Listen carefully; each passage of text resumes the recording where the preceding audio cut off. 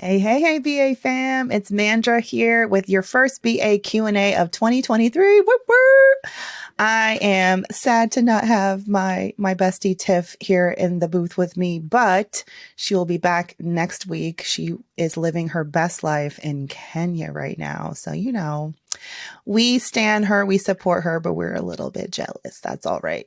I hope you guys had a wonderful holiday. I'm going to jump right into some questions because when I tell you, I thought, oh, everyone's going to be taking vacation and, the BAQA emails not going to be popping off. Y'all have so many career questions. And y'all know, as your resident career expert, I cannot wait to jump into these. So without further ado, it's time for the BAQA. Dang, I didn't say, I thought I wasn't going to sing it, but I'm doing it. Why? It's time for the BAQA. The BAQA. It's so awkward singing by yourself. Oh, I'm hoping that y'all are singing in the car. BAQA.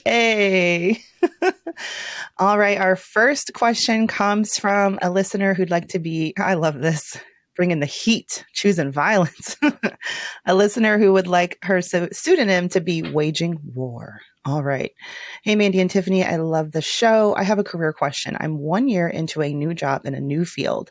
During the negotiations for this role, I secured a 20% increase from my previous job. During my performance evaluation this year, however, I found out I'm making the 20th percentile for this role and job title with my company. My review was very good and the annual bonus was about 10%. But I can't shake the thought that I'm being underpaid. I'm a Black woman in STEM. My manager views the range as an opportunity to grow with lots of room for raises. How do you view a salary range? Does the 20th percentile mean I'm being underpaid? I was very underpaid in my last role. I thought I was finally closing the wage gap, but I'm no longer sure. I have a PhD and manage the product safety of a multi-billion-dollar iconic company. I frequently work long hours and go beyond my core duties because I'm so new and I'd like to get up to speed. Am I overthinking the meaning of a salary scale? All right, Waging War. I am really happy that you sent this question the first thing that came to mind for me is why would they tell you in your performance review that you're and here's the thing, we're missing a key word here. Did they say you were in the top 20th percentile or the bottom 20th percentile? As a mama, every time I go to the doctor with my toddler, they're like, oh, he's in the 99th percentile for height or 60th percentile for weight. It's a way of sort of measuring where you stand among your peers. But they're missing that like top or bottom.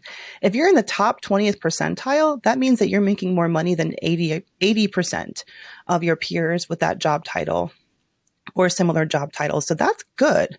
And I'm wondering, if they wanted to bring that up in an interview, in your annual review, I feel like they probably meant you're in the top 20th. Like, why else would they want you to know, you're in the bottom 20th percentile for this role? I don't know. It's hard because I can't follow up with you, but I'll play it both ways. So let's say it was a misunderstanding and maybe you just need to have a regroup conversation with your manager and say, hey, ever since my annual review, and by the way, thank you for the wonderful feedback. I am loving the job and loving getting to learn, but something was confusing to me and I wanted to get some clarification.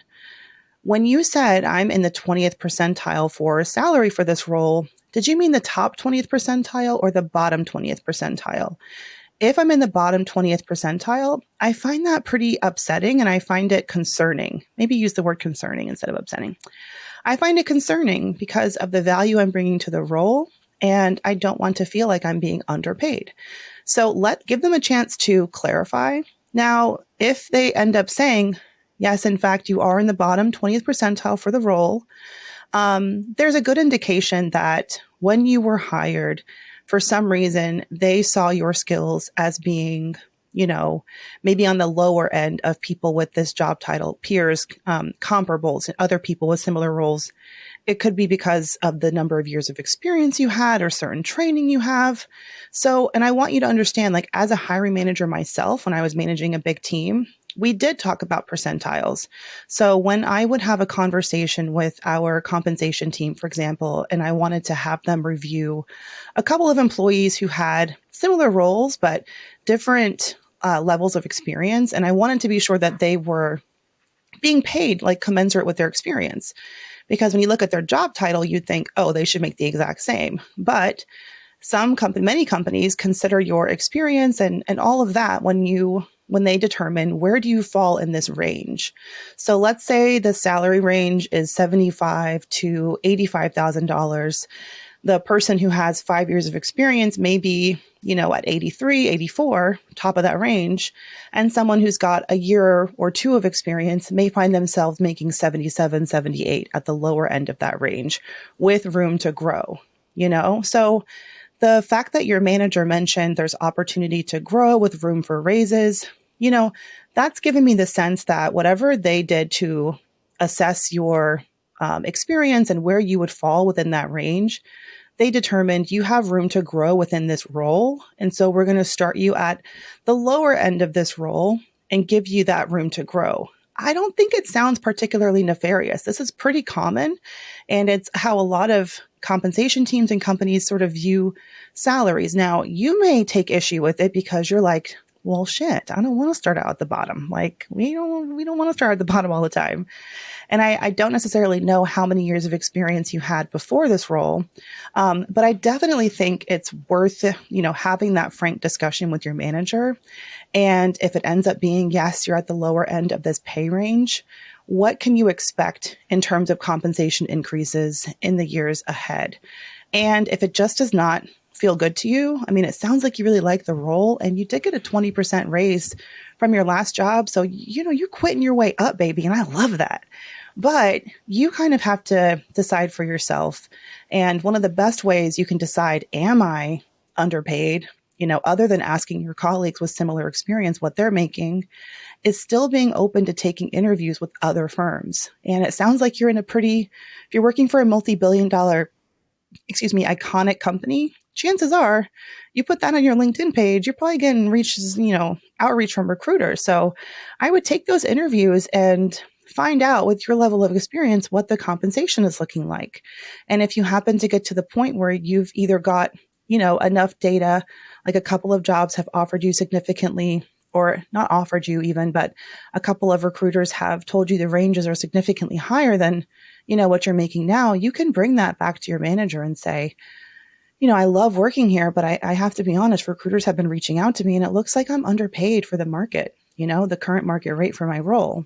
And you can bring that up in a really calm and professional, way and keep it conversational. And then if you ultimately do get a competing job offer, then of course you could bring that to them and say, hey, I really like working here.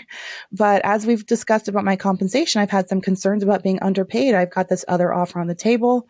I would love to stay here. I really want to stay here, but I can't ignore the fact that I don't believe I'm being paid, the market rate for my skill set. And then, let the conversation go from there. I'll leave it there. I hope that was like insightful and helpful for you, sort of understanding the thought process behind how managers and compensation teams sort of put employees on that salary range scale. What I like about it is it sounds like they have been putting thought into this and there's a method to their madness for sort of how they're determining where people fall. And the last thing I'll say is, as a manager myself, I liked having people who were in a growth role, because for me, if you have enough to sink your teeth into, you're going to be more likely to stick around and feel like you are like learning new things. And just like you said, you're learning new things and getting up to speed.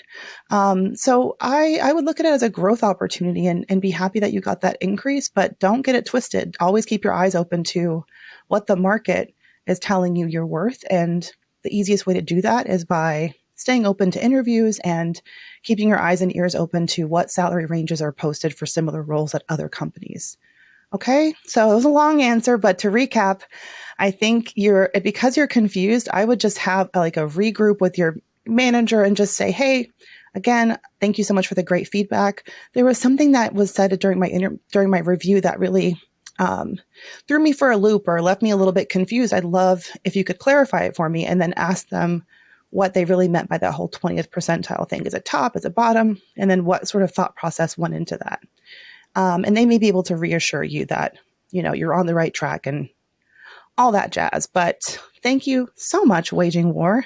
I'm thinking now your pseudonym is a little more intense than your question was, but I don't feel like you have a war to wage here. I think that, it's just about having that frank discussion with your manager, which can be awkward, but believe me, just get it cleared up so that you're not, agonizing over it and being left to wonder where you stand. All right. Hey, BA fam, this show is sponsored by BetterHelp. When you're at your best, you can do great things. But honestly, sometimes life gets you bogged down and you just feel overwhelmed or like you're not showing up in the way that you want to.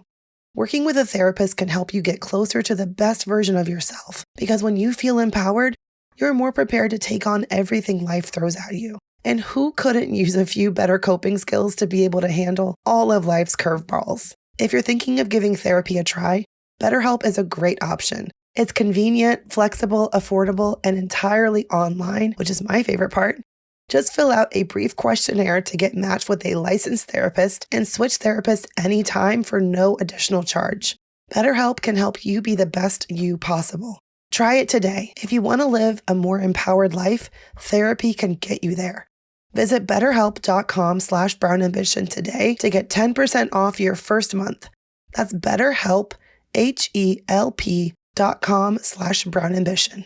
Okay, BA fam, let's go. We have another juicy career question from listener Julieta, or maybe Julieta. I want to be sure I'm pronouncing it right. And they have a very interesting question, and one that I'm starting to get more and more from the women that I coach through my career coaching practice. So let go.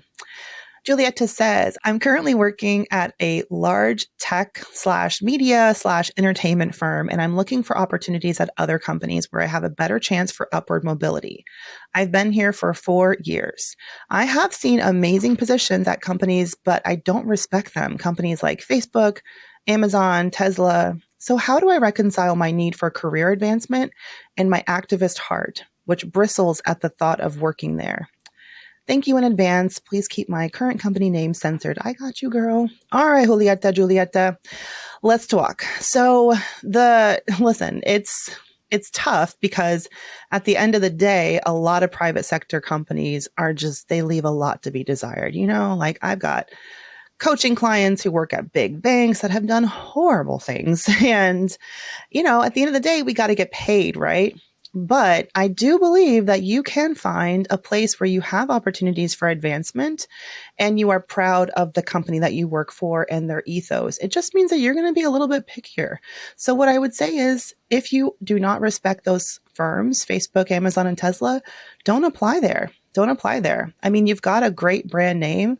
I can see that's going to be on your resume already. And I think any firm would be happy to have you with that experience that you've got there.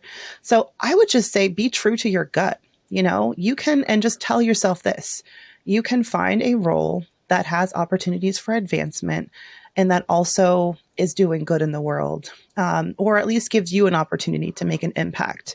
Now, I would open you up to the idea of, for example, a lot of big firms, not necessarily just in tech, but a lot of private companies or public companies, they have corporate social responsibility teams.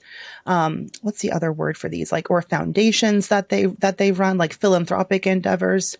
And you may be happy, joining a company that maybe is not in your mind, the best, but working for a team at that firm who's going to put all those billions of dollars to really good use. So, would you rather make an impact and help a company, use their dollars and use their technology and their products for good and have a role in that?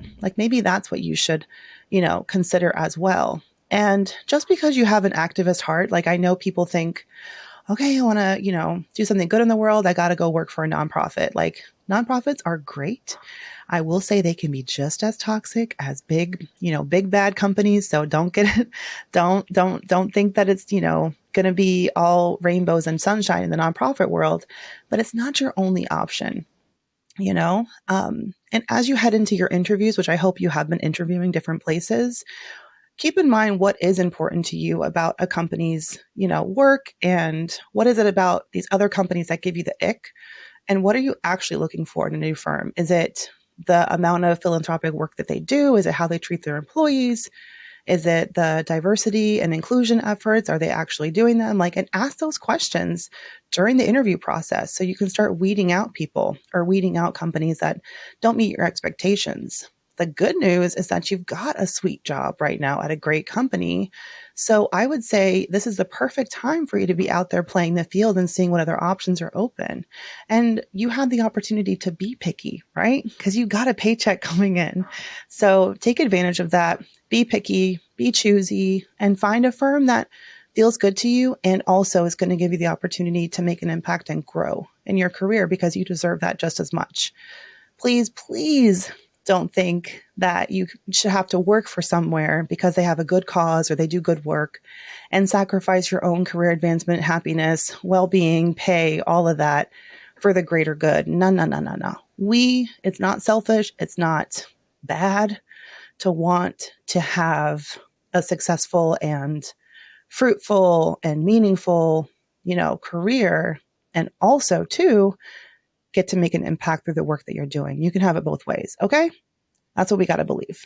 All right, Julieta or Julieta, thank you so, so much for your question. Hey, y'all, if you want to be featured on the BAQA, hit us up. You can email us directly, brownambitionpodcast@gmail.com. You can also slide into our DMs on IG, like Miss Julieta here. And we are Brown Ambition Podcast on IG. And don't forget, we have a website, brownambitionpodcast.com. Submit your questions, check out past episodes, buy some BA swag. Y'all know we got swag. Sign up for our weekly newsletter, all the good stuff at brownambitionpodcast.com. All right, happy New Year. It's so good to be back with y'all. And I will see y'all next week, back with my podcast bestie, Tiffany, in the hot seat.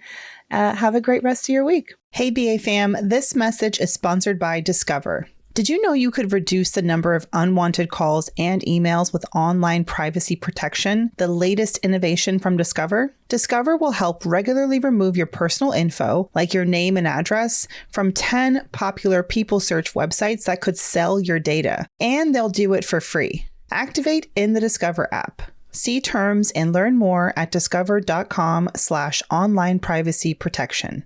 Hey, BA fam, we're on YouTube. Woohoo! Thank you so much for watching. Please like this video and subscribe to the channel. And while you're at it, why don't you go over to that little bell icon and just tap that for us. Show the BA fam how much you love us. And that way you'll also get notifications when new videos drop. Also, share the channel with a friend. We're always like, tell a friend, tell a friend, tell a friend. And thank y'all so much again for all the support.